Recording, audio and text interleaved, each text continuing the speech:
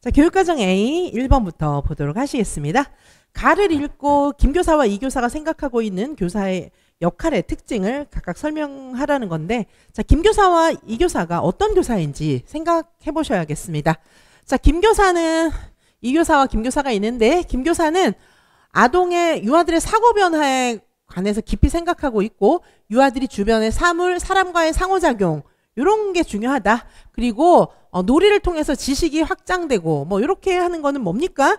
주변의 사물, 사람과의 특별히 상호작용을 강조하는 김교사는 구성주의에 입각한 그런 교사가 되겠습니다. 자, 그 다음에 이교사는 이제 경제적, 문화적으로 낙후된 그런 지역 아이들을 좀 생각하면서 학업 차이를 보완해야 되고 나중에 초등학교 생활을 잘할 수 있도록 보다 효과적으로 좀 도와줘야 된다. 뭐 이렇게 이야기하고 있으니까 행동주의적으로 공부를 좀 빠른 시일 내에 좀 잘하게 해줘야 된다. 이런 생각을 하고 있기 때문에 이 교사는 행동주의자가 되겠습니다. 자, 행동주의이고요. 자, 그래서 해설해 보시면은 김 교사는 풍부한 환경을 제공하는 조력자의 역할이 필요하고, 자, 김 교사는 자, 여기 보시면 풍부한 환경을 제공하는 조력자, 공동학습자의 역할이다. 자, 교사 역할의 특징이니까 구성주의 교사의 특징입니다. 풍부한 환경을 제공하는 조력자, 공동학습자. 박 교사는 행동주의자니까 학습을 계획하고 지식을 전달하는 역할이다. 이렇게 볼 수가 있겠습니다. 여기서 이제 답을 구성주의, 행동주의 이렇게 쓰는 건 아니고 구성주의 교사의 핵심적인 역할, 또 행동주의 교사의 핵심적인 역할 이런 내용들을 묻고 있습니다. 자, 여기 구성주의의 특징은 뭡니까? 유아에게 유아가 환경에 자극을 주기도 하고 환경으로부터 자극을 받기도 하는 것이고, 행동주의는 일방적으로 유아에게 자극을 주고 유아는 반응하고 이렇게 되어 있는 것입니다. 자, 행동주의적인 교사의 교수학습과 그 다음에 밑에 이제 계획된 교육과정은 행동주의적인 교수학습을 하는 그런 교사를 말하고 있습니다. 자, 그리고 선생님들께서 조금 외워주셔야 될 것은 발달관을 비교하는 겁니다. 자, 그래서 성숙주의, 행동주의, 구성주의 이렇게 구분을 해주셔야 되는데, 좀 선생님들께서 많이 헷갈리는 거는 성숙주의하고 구성주의는 약간 비슷한 측면도 있잖아요. 다 이제 아이들을 막 들볶거나 아니면은 교사 중심으로 수업을 하는 게 아니라는 공통점이 있는데, 성숙주의 교사는 준비도에 맞게끔 아이들한테 훨씬 유아들을 이제 들볶지 않는 거예요. 얘네들을 봐서 준비될 때까지 기다렸다가 환경 만들어주고 이런 게 이제 성숙주의 교사라면, 구성주의는 그게 아니에요. 굉장히 아이들한테 풍부한 환경도 제공하지만 토의자, 촉진자 이렇게 해가지고 막 비계를 설정하고, 비계 설정하면 애들이 괴롭잖아요. 자, 그리고 인지적 갈등 자꾸 주고 이러면 얼마나 짜증나요. 그렇죠? 공부를 막 뛰어 올라야 되잖아요. 그래서 구성주의도 교사가 직접적으로 개입하는 건 아니지만은 여기는 훨씬 인지적 갈등이라든가 이런 것들을 제공해주는 촉진자, 토의자 이런 역할을 하는 게 성숙주의하고의 차이다. 이렇게 보실 수가 있겠습니다. 자, 다음 2번 문제 계속해서 보도록 하시겠습니다. 자, 2번입니다. 2번은 나에서 기억교육이란 어떤 교육일까요? 기억교육. 자, 여기 보시면은 코로나 같은 상황에서 이제 교사와 학습자가 물리적으로 떨어져 있다. 원거리에 떨어져 있다. 물리적으로 원격 떨어져 있다. 이 말입니다. 자, 그리고 이제 동영상으로 상대방의 모습, 각종 수업 자료 이런 것들을 볼 수도 있고, 양방향 커뮤니케이션, 양방향인데 실시간 양방향인지 비실시간 양방향인지 모르지만 어쨌든 양방향 커뮤니케이션도 가능하다. 또 뭐예요? 거리의 한계를 극복했다. 뭐 이렇게 이야기를 하고 있기 때문에 자꾸 멀리 떨어져 있다. 거리의 한계 이런 얘기를 하고 있기 때문에 요 기억의 교육은 원격 교육이다. 이렇게 보실 수가 있겠습니다. 자, 원격 교육은 쌍방향 의사소통이 대체로 많이 일어나요. 왜냐하면은 이제 뭐 게시판에다 글도 쓰고 이런 것도 할 수 있기 때문에 비실시간 쌍방향 의사소통이든 줌이나 이런 것들을 활용하는 쌍방향 의사소통이든 이런 것들이 다 일어나게 되어 있습니다. 자, 다음 3번 문제 보도록 하시겠습니다. 3번에 다의 대화에 나타난 박 교사와 김 교사의 뭐예요? 문식성 발달의 관점이에요. 자, 문식성 발달의 관점을 쓰는 건데, 자, 문식성 발달의 관점이란 도대체 무슨 얘기일까? 뭐 이런 생각을 해볼 수가 있는데, 자, 문식성 발달도 이제 사실은 어떤 교육관을 가지고 있느냐에 따라서 조금 다르게 생각해 볼 수 있겠습니다. 자, 박 교사 보시면 어떻게 되어 있습니까? 박 교사는 아이들이 충분히 준비될 때까지 기다리는 게 맞다. 자, 그래서 아이들마다 발달 속도가 다르니까 억지로 가르치지 않고 나름의 속도를 존중해야 된다. 한글 공부에 관한 거 이렇게 생각하고 있습니다. 자, 그 다음에 김교사는 어떻게 생각하고 있습니까? 저는 생각이 좀 달라요. 그래서 자모음 카드, 기억, 니은 이런 것부터 시작해서 쉬운 글자에서 어려운 글자 순서로 체계적으로 가르치면은, 게다가 반복까지 하면은 빨리 익힐 수 있다. 그리고 쓰기는 읽기를 충분히 한 다음에 하는 게 좋다. 뭐 이렇게 이야기하고 있어요. 읽기를 충분히 한 다음에 쓰기를 하는 것이 좋다. 뭐 이런 얘기는 사실은 이제 행동주의자의 이야기이고, 그 다음에 충분히 준비될 때까지 기다리는 거는 성숙주의자의 입장이기도 합니다. 그리고 이거는 이제 문식성 발달의 관점이기 때문에 요거는 읽기 준비도라고 볼 수도 있어요. 읽기 준비도. 그리고 행동주의자도 역시 읽기 준비도라고 할 수 있지만, 이거는 엄밀한 의미에서는 읽기 준비도의 가속화라고 볼 수가 있습니다. 그래서 이 지금 다 지문은 박 교사와 김 교사가 이 유아들의 읽기 준비도에 대해서 생각하고 있지만, 성숙주의의 읽기 준비도와 행동주의의 읽기 준비도는 굉장히 다르다라는 거를 설명하고 있는 거예요. 자, 그래서 여기 답을 좀 요거는 확인해 볼 필요가 있을 것 같습니다. 자, 답을 좀 보시면은, 자, 여기 답을 보시면,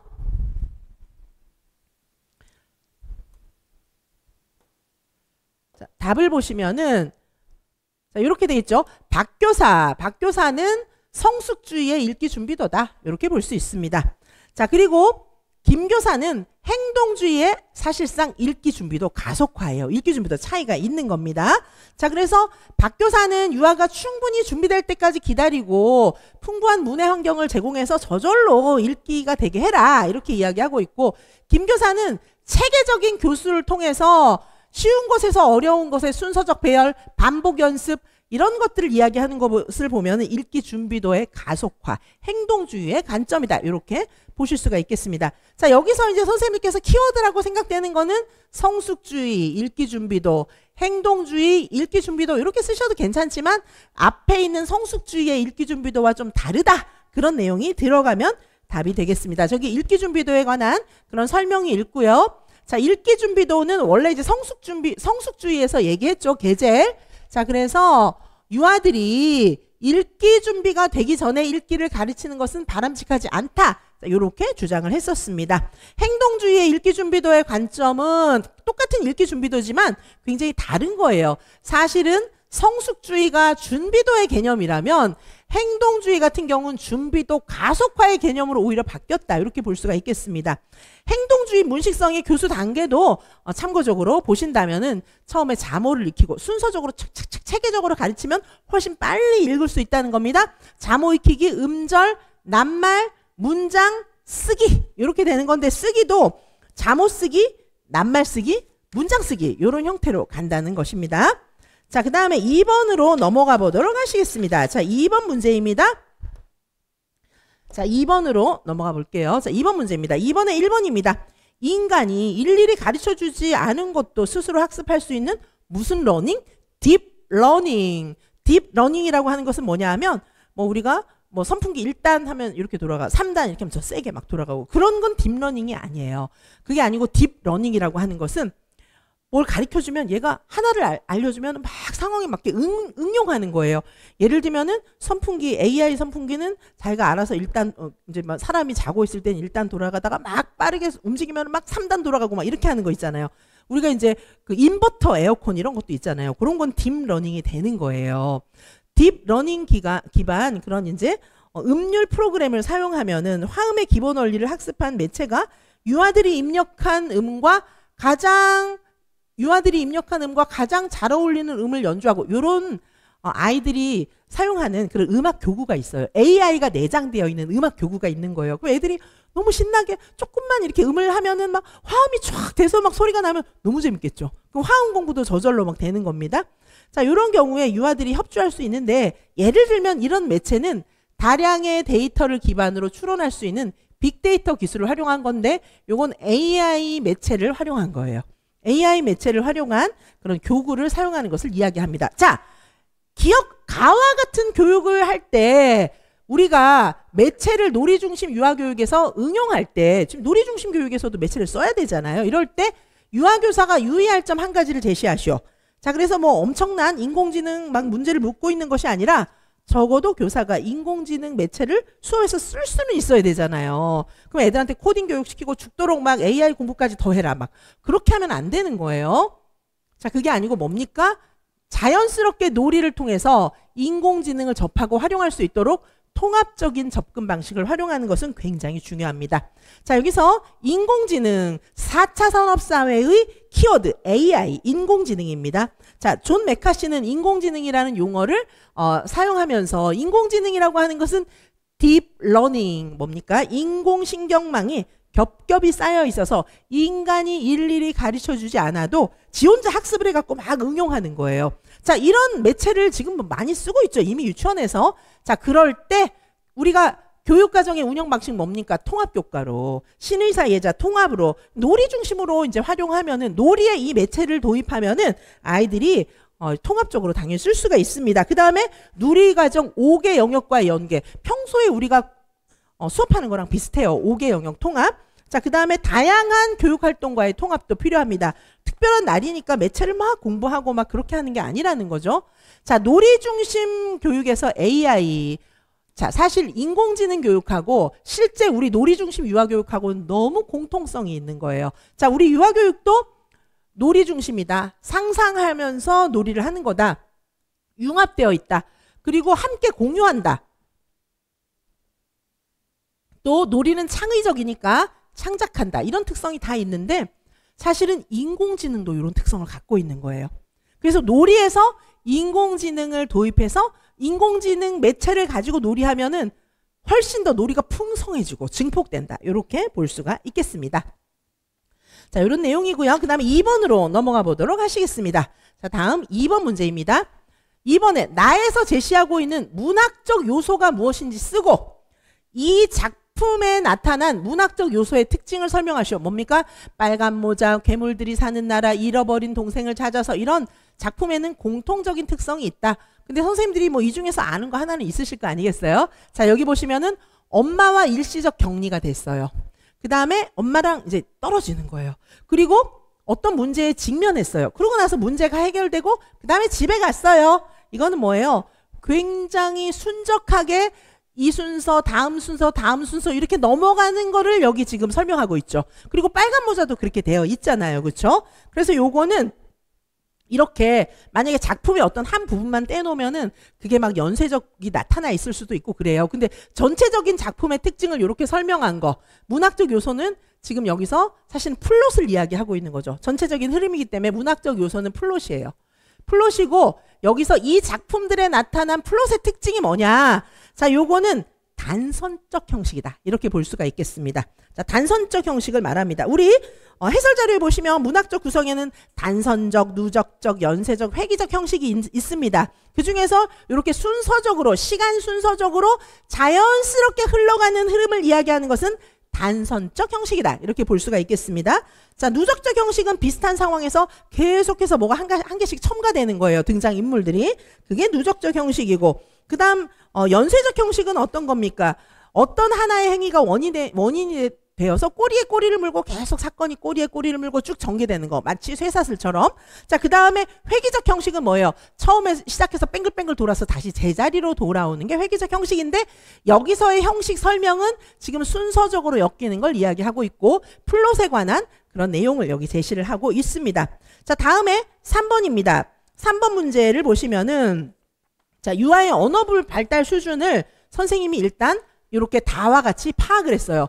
어떻게 파악했죠? 유아들이 이제 첫 번째 단계에 있는 아이들이 있어요. 이 아이들은 말과 글의 관계를 인식하지 못하는 수준의 애들이에요. 그러면 얘들한테는 어떻게 해야 되나? 선생님이 쓰기 도구 탐색이라든지 환경 문자의 인식이라든지, 그러니까 얘네들은 아직 말과 글의 관계를 모르니까 말과 글의 관계를 인식할 수 있는 활동들을 시켰다는 거예요. 근데 이제 두 번째 단계 정도에 놓여 있는 아이들이 있어요. 얘네들은 음성 언어와 문자 언어가 관계 있다는 거를 인식하기 시작했어요. 자, 이 단계 애들은 어떻게 할까요? 말과 글의 관계가 조금 재미있겠죠. 이 말이 이렇게 쓰는 거였어. 이런 관심이 있는 거예요. 요 애들한테는 말과 글의 관계를 더 인식하게 해주려고 하는 겁니다. 그 다음에 세 번째 단계의 아이들이 있어요. 요 단계는 아직 읽기 기술이 습득되지는 않아서 읽지는 못하는데 철자 같은 거 알고 싶은 거예요. 그러니까 2단계보다 3단계가 조금 더 이제 발전한 수준이거든요. 얘네들한테는 어떻게 해요? 의문인식 활동.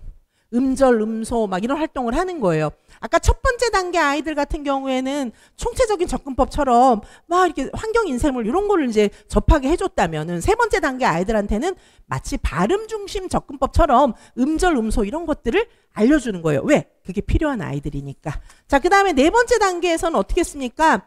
관례적 읽기와 쓰기가 가능한 애들이 있어요. 자, 얘네들은 어떻게 했어요? 종합적인 지식 발달을 도모하는 거예요. 표현 능력, 말하는 능력. 이거 마치 또 다시 총체적 접근법 돌아온 것처럼 그렇게 하는 거예요.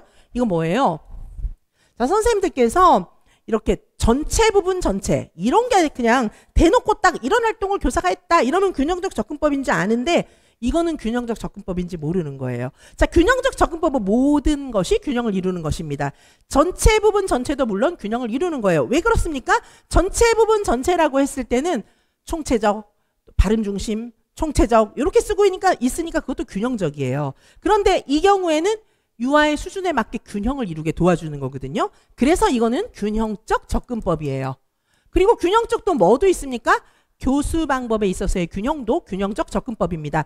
교사 중심, 교사와 유아와 함께, 유아 중심, to, with, by 이런 식으로 교육을 하는 것도 균형적 접근법이 됩니다. 자, 그래서 이것은 균형적 접근법입니다. 자, 일단 균형적 접근법이라는 걸 아시면 자, 그 다음에는 선생님들께서 균형적 접근법의 교수 방법을 설명하는 것은 어렵지 않으실 겁니다.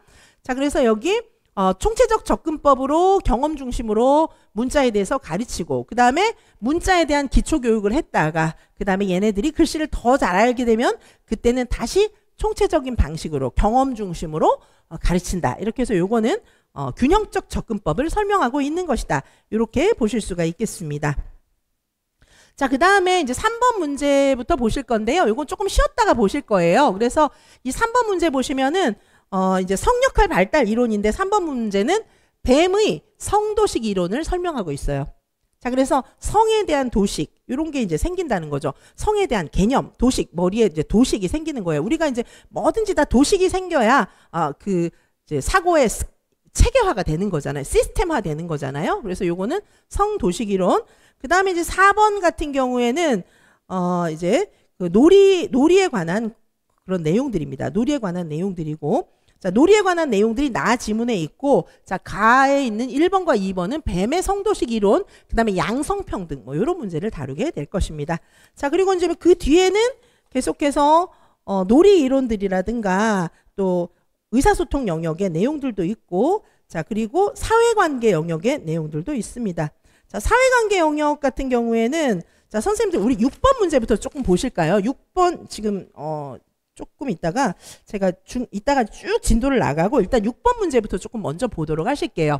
자, 이 6번 문제 같은 경우에는 사회관계 영역에 관한 내용입니다. 사회관계는 선생님들께서 많이 어려워하시는 내용들이기도 하잖아요. 그래서 이따가 조금 쉬었다가 6번 문제부터 보고 2번하고 이런 걸로 넘어갈 건데 6번 문제를 조금 소개를 해드리면은 이거 지금 사회화, 소셜라이제이션에 관한 문제이고요. 여기 6번의 1번 문제는 소셜라이제이션, 사회화에 대한 문제이고 자, 이거는 이제 규칙, 규율, 뭐 규칙을 만드는 그런 거예요. 사실 민주시민교육에서 굉장히 중요한 것은 규칙, 규율을 만드는 거잖아요. 자, 그래서 선생님이 유치원 교실에서 지켜야 할 규칙을 만들고 내면화 뭐예요?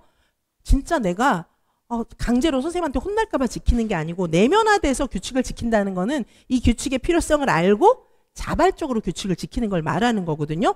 그렇게 하려면 어떤 방법을 쓰는 게 좋을까요? 이렇게 이야기했어요. 어떤 방법일까요? 토의, 토론, 집단 토론 뭐 이런 거를 쓰면은 내 생각을 얘기하고 친구의 생각을 듣고 해서 이게 서로 합의가 돼서 규칙이 이제 내가 수긍하는 상태로 규칙이 만들어지면은 이 아이들은 이 규칙을 가장 내면화해서 자발적으로 잘 지킬 수 있어요. 이해가시죠? 그리고 이 다의 지문. 다에 나와 있는 지문은 토의 토론 방법을 통해서 실제로 규칙을 만드는 거를 여기 샘플로 드렸어요. 나 지문에서 유치원 교실에서 규칙을 내면화하고 잘 지키는 방법은 토의 토론이에요. 다 지문은 토의 토론을 통해서 규칙을 만드는 절차를 여기 보여드렸어요. 아시겠죠? 자, 규칙을 야, 블록 가져갈 때 블록 갖고 애들이 막 싸우니까 선생님이 규칙 정해줄게. 블록 가져갈 때 뭐 이렇게 해. 막 이렇게 하면은 그게 내면화가 되겠습니까? 수용이 안 되잖아요. 근데 여기 보면 애들이 다 자기 의견 얘기하고 있잖아요. 자, 이런 절차를 거쳐가지고 규율을 만들었다. 그러면 규율도 잘 각인이 되겠죠. 그리고 이거를 지켜야겠구나. 이런 생각을 할 수 있다는 거예요. 자, 여기 사회관계 영역에서 요즘에 민주 시민교육 매우 중요하죠. 자, 여기 3번 문제 보시면은 이렇게 토의 활동을 통해서 규칙을 정했거든요. 규칙이 내면화됐어요. 그때 유아들이 경험할 수 있는 민주 시민교육의 내용을 설명하라. 민주 시민교육 너무 중요한 거 아시죠? 자, 그래서 여기 보시면 이렇게 토의 토론을 통해서 학급의 규칙을 정하면 규칙이 확실하게 내면화되는 겁니다. 이 내면화되게 규칙을 만들 수 있는 방식은 토의 토론 방식이에요. 자, 이거에 대해서 잠시 쉬었다가 6번부터 좀 자세하게 설명드리고 다시 앞에 3번으로 넘어가서 쭉 리뷰해 드리도록 하겠습니다. 그러면 잠시 쉬었다가 저희는 6번 사회관계 영역부터 보도록 하시겠습니다.